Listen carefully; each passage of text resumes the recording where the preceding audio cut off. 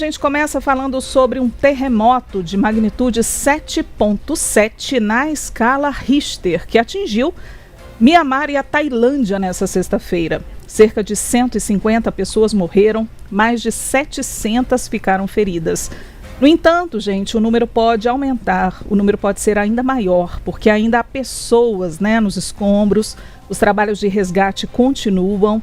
É à noite, nesse momento está de noite lá em Mianmar, e os trabalhos não param. As imagens são impressionantes, tomam conta do noticiário de hoje. O nível de destruição é tão preocupante que fez com que a junta militar, que governa o país, pedisse ajuda internacional e decretasse estado de emergência em 6 regiões.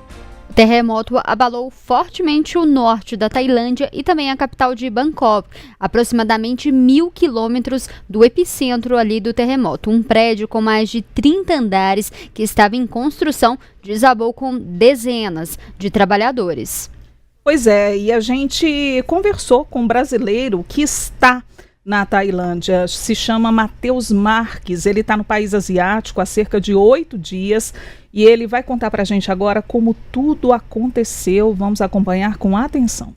Eu estou aqui na Tailândia e hoje de manhã, quando eu estava trabalhando, as coisas começaram a se mexer e aí as pessoas começaram a se olhar, e aí que eu vi que os móveis estavam mexendo também. E aí nós evacuamos o hostel que eu estava, todo mundo foi para a rua. Aí a sensação de um terremoto tão grande desse, de estar, é que a mesma sensação de quando você está muito bêbado, as coisas estão tudo girando e mexendo, mas isso durou apenas 2-3 minutos.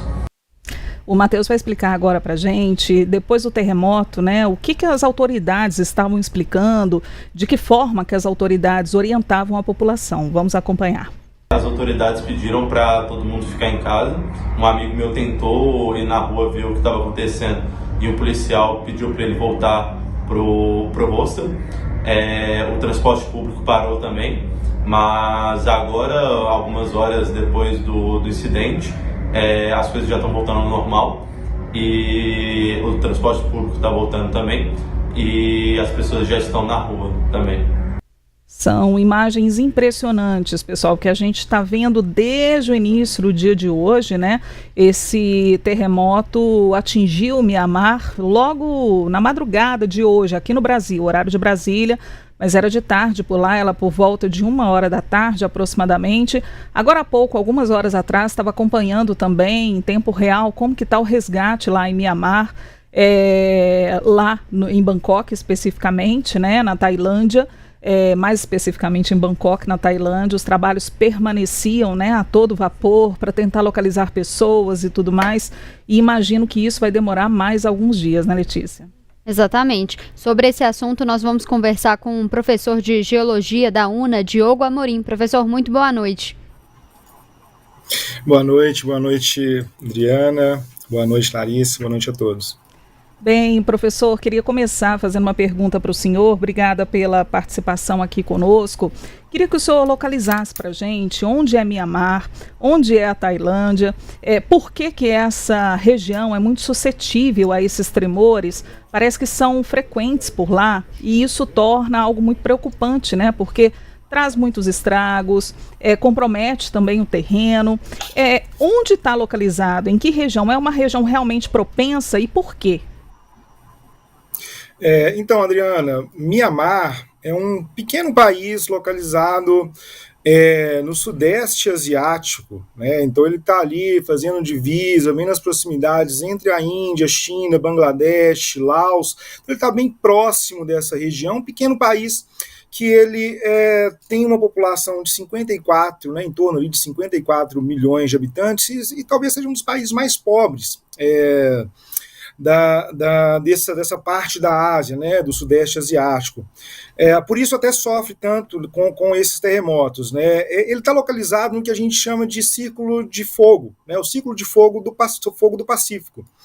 É uma área que sofre com constantes abalos sísmicos. É uma área onde você tem um encontro entre as placas tectônicas, você tem uma junção entre essas placas tectônicas, e aí você tem uma série de placas que a gente chama de placas convergentes. Então, uma placa que está em choque com a outra. Por ele estar nessa parte desse ciclo de fogo, e o ciclo de fogo ele é uma região do Pacífico que ele vai desde a América do Sul, então desde o extremo sul ali do Chile, passa pela América do Sul, vai até a América Central, um pedaço da América do Norte, se estende pela Ásia e desce até a Oceania. Então toda essa parte do globo, ela possui uma área de instabilidade tectônica. Por possuir uma parte de instabilidade tectônica, a gente tem constantes abalos sísmicos, assim como vulcões, assim como terremotos, tsunamis. Então é bem frequente a gente ter esse tipo de situação nesses países. O Sudeste Asiático ainda sofre mais ainda com essas regiões, porque ali você ainda tem um encontro a mais dessas placas tectônicas. E aí o encontro, o choque entre as placas gera consecutivamente esse processo de terremoto, né? Professor, tem como a gente prever a ocorrência desses terremotos com precisão? Quais que são os desafios nesse sentido? Porque o Mianmar é um país ali que tem uma infraestrutura bastante precária, né? Um país que vive ali uma guerra civil há pelo menos 4 anos também.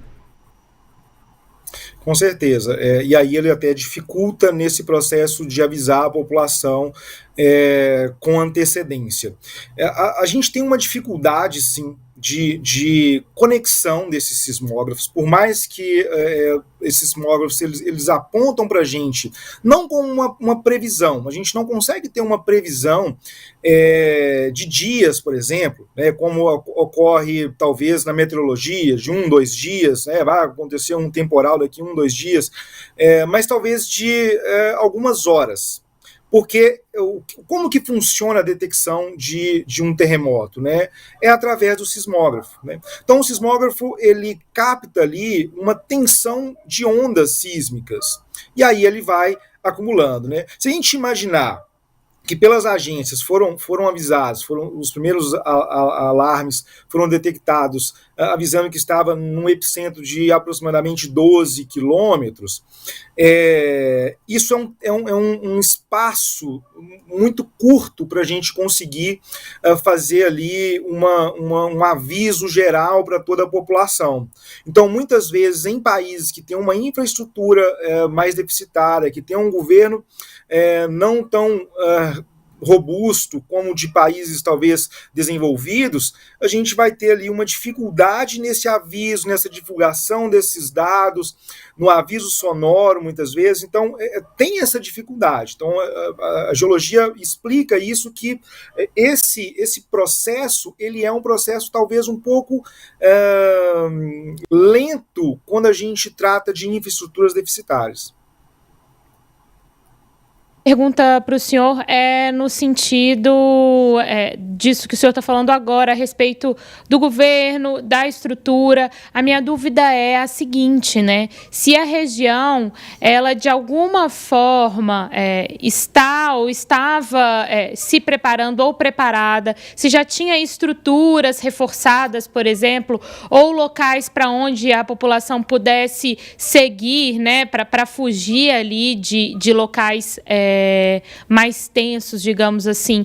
A gente pode dizer isso, que havia minimamente uma preparação, algo que possa auxiliar, inclusive, nas operações que ainda acontecem e vão acontecer? Sim. Existe sim um roteiro de fuga, um ensaio para que você se escape desses terremotos. Por exemplo, né, você tem algumas diretrizes, né? O terremoto veio, você tem o alarme, você tem a divulgação. Lógico que, por se tratar de um país que está sofrendo com uma guerra civil, que está sofrendo com um problema forte como esse, talvez a gente tenha um problema na divulgação desses dados, né? Você tem sim algumas rotinas de saída, por exemplo, você ajoelhar debaixo de uma mesa, tampar o rosto. Essas são maneiras para você minimizar ali talvez os efeitos. Mas se a gente imaginar que muitos das pessoas que sofreram acontece por conta da ruptura das fundações de um prédio, dos prédios que estão em construção. Isso não tem como escapar, infelizmente. Se não tem uma divulgação por completo, né, então, ou seja, a divulgação ela tem que vir com antecedência, ela tem que vir por completo e ela tem que chegar a todos. Né? Se ela chega a uma parte da população, se ela chega a uma parte da sociedade, a gente não consegue ter uma robustez no processo de divulgação. Né? Se a gente imaginar que algumas agências colocaram ali um alerta de que Mianmar está com um solo que a gente chama de liquefação, né, em torno de 1.000 quilômetros quadrados. O que é a liquefação? É o solo quando passa do estágio de tensão dele, ele fica um solo muito mole. Então, as estruturas, as fundações, elas tendem a ceder. Se a gente imaginar que está nesse processo, né, foi emitido esse alerta para uma área muito grande, de 1.000 quilômetros quadrados, isso vai gerando uma expectativa ali de ter essas ocorrências e aí aumenta o número dessas vítimas. Eu fiquei muito impressionada quando eu vi essa informação e o senhor trouxe agora, porque a minha pergunta ia muito nessa direção, da questão da liquefação do solo. Porque é algo impressionante, professor, imaginar que o solo ele pode se comportar, né, como uma massa, né, algo mais líquida, bem frágil. Não seria o momento, por exemplo, de desocupar essas áreas? E a gente sabe do grande problema que é, né, uma região completamente desestruturada em termos enfim, de ajuda, em termos de infraestrutura mesmo de toda a cidade, enfim, é uma cidade que tem sofrido, né, com a repressão. Agora, não seria o fato de alguma forma desocupar essas áreas, porque é uma área muito extensa, né? 1.000 quilômetros. Com certeza, Adriana. É uma área muito extensa, a desocupação tem que ser imediata, então não pode esperar acontecer mais alguma coisa para desocupar.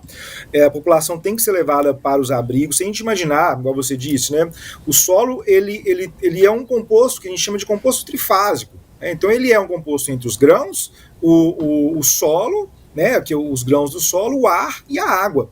Quando tem um processo de reacomodação, que no caso do terremoto, ele desestrutura tudo, e às vezes o lençol freático ele invade esses poros, às vezes a água que está na superfície invade esse poro, e quando desarranja essas moléculas, essas partículas de solo, que demoraram ali centenas de anos para se acumular, para se acamar ali, chegar num nível perfeito, desestrutura tudo, desarranja tudo, então o solo começa a liquefazer, começa a um solo mole, ele perde o poder que a gente chama de poder de coesão.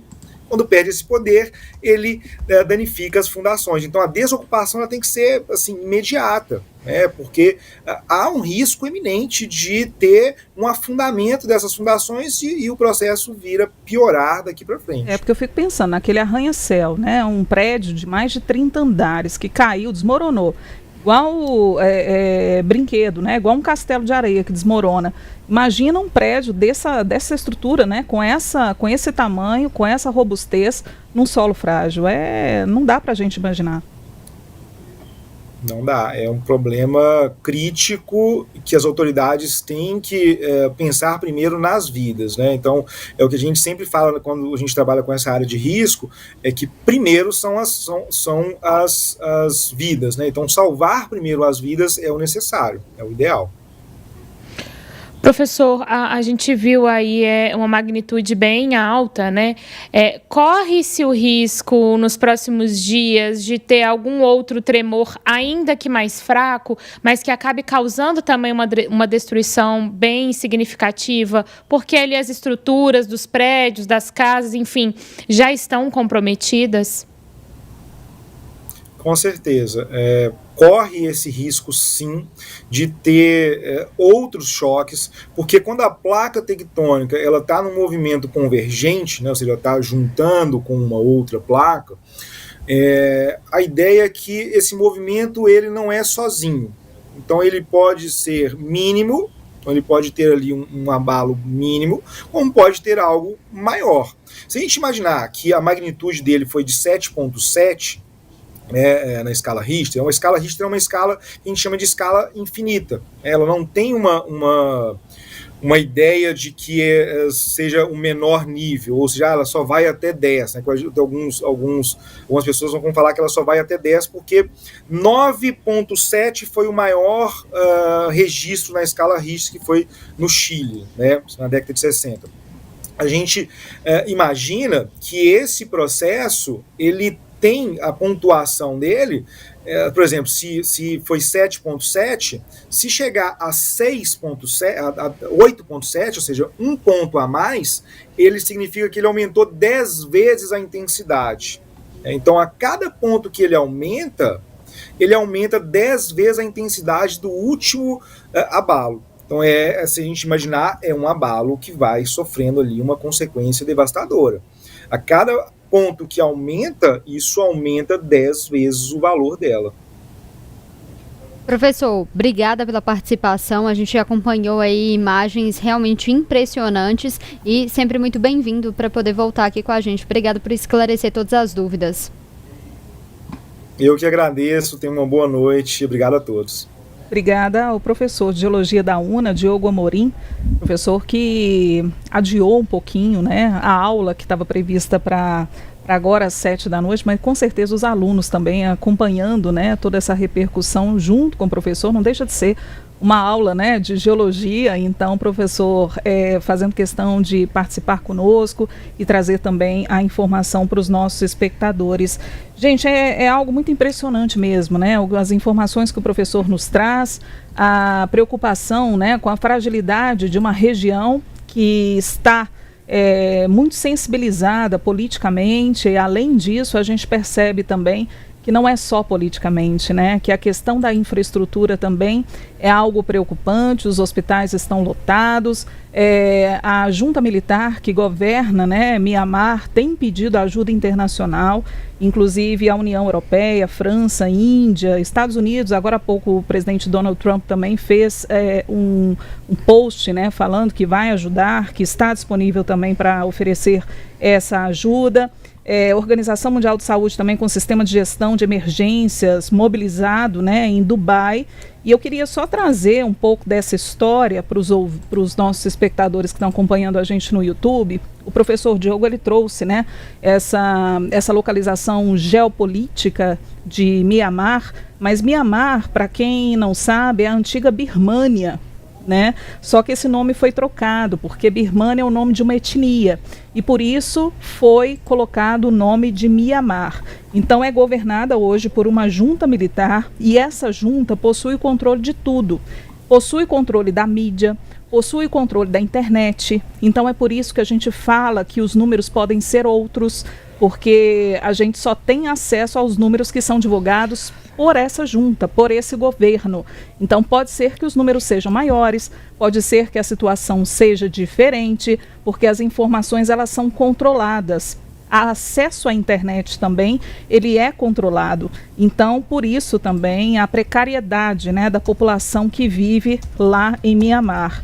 E só para contar um pouquinho da história, né, o exército, ele derrubou o governo eleito, prendeu líderes políticos e fez essa suspensão, né, de voos e também acesso à internet. Mianmar ficou 50 anos sob um regime militar muito, muito duro, muito difícil. Depois, né, em 2011, houve eleições e aí Mianmar passou a ter um regime democrático. E aí, em novembro, tiveram as eleições, né, naquela região. Só que houve um golpe, porque a Liga Nacional Democrática ganhou, os militares não aceitaram, alegaram que houve irregularidades nessa votação e simplesmente tomaram o poder. Falaram, agora a gente aqui governa isso aqui. E aí fizeram... Agora o país sofre também, né? Agora o país sofre. Com toda essa questão ali da destruição, né? Um regime autoritário. Um regime autoritário, uma questão ali de uma infraestrutura bastante precária, o sistema de saúde, e todos os países do mundo já oferecendo ajuda e eles realmente tendo que aceitar essa ajuda. Um outro ponto aqui é porque esse terremoto foi sentido em várias outras localidades, inclusive ali próxima, a região do Japão, onde o presidente Lula e a sua comitiva estavam. estava em alguns locais ali próximos também sentiram. A comitiva do presidente Lula falou que não sentiram efeitos mais graves, mas que foi sentido também ali na região. Isso chegou aí em Brasília, né, Lari? Com certeza, com a preocupação, né, da comitiva toda do presidente. O presidente que esteve no Japão estava no Vietnã, né? E aí também Vietnã sentindo esses efeitos do terremoto. Exatamente, comitiva presidencial nessa viagem, se eu não me engano, inclusive amanhã já fazem essa viagem de retorno, né? Presidente Lula, ministros de Estado e também os presidentes da Câmara, deputado Hugo Mota, e também do Senado, Davi Alcolumbre. Mas a informação que a nossa repórter Luciane Landim apurou é que eles não sentiram ali esse tremor, e o que, de certa forma, né, é bom para não causar nenhum tipo de pânico, enfim, e para conseguirem encerrar ali as agendas previstas, mas uma coincidência ali de região e tendo esse terremoto com consequências, e realmente as imagens são extremamente impressionantes, né, meninas?